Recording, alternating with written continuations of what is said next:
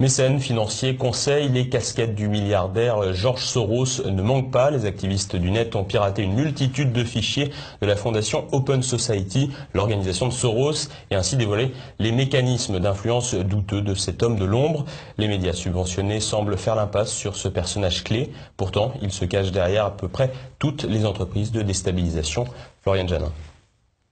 On le savait derrière les Femen, mais ce n'était que l'arbre qui cachait la forêt. Le milliardaire George Soros et sa fondation Open Society sont partout. Des pirates du net, dans la droite lignée des Anonymous ou des révélations de Wikileaks qui ont récemment levé le voile sur les nombreuses associations et organisations financées par le tout-puissant de 86 ans. Fort d'une fortune estimée à près de 25 milliards de dollars, George Soros ne lésine pas quand il s'agit de faire avancer ses idéaux, à savoir prioritairement la promotion du multiculturalisme et des mouvements LGBT. L'organisme à l'origine des révélations a classé les données piratées et montre les nombreux domaines d'influence du prétendu philanthrope. Pierre-Antoine, journaliste spécialisé des réseaux d'influence, enquête depuis plusieurs mois sur les activités de George Soros. Il est loin d'être surpris par les révélations des fichiers.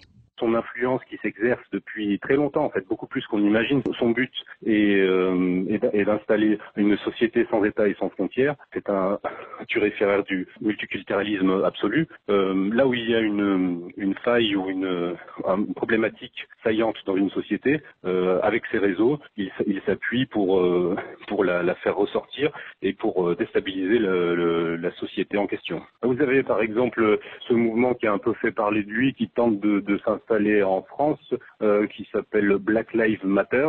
Cette association en fait a instrumentalisé une situation qui était déjà très compliquée et a rajouté de l'huile sur le feu et a même contribué finalement à racialiser le débat en opposant vraiment les victimes noires contre les policiers blancs. On peut même s'étonner quand on voit l'ampleur des activités de George Soros et à chaque fois dans les sphères de déstabilisation, que ce soit les campagnes pour la légalisation du cannabis, les révolutions ou subversions de régimes politiques, les médias et l'agite-prop, l'immigration de masse, le soutien aux migrants. Donc on a des gens sur le terrain, ça peut être les gens d'origine africaine qui se révoltent dans les banlieues, ça peut être toutes sortes de choses et à chaque fois ils vont se greffer là-dessus puisque la vision du monde que soutient Soros, c'est le multiculturalisme total, l'absence de frontières.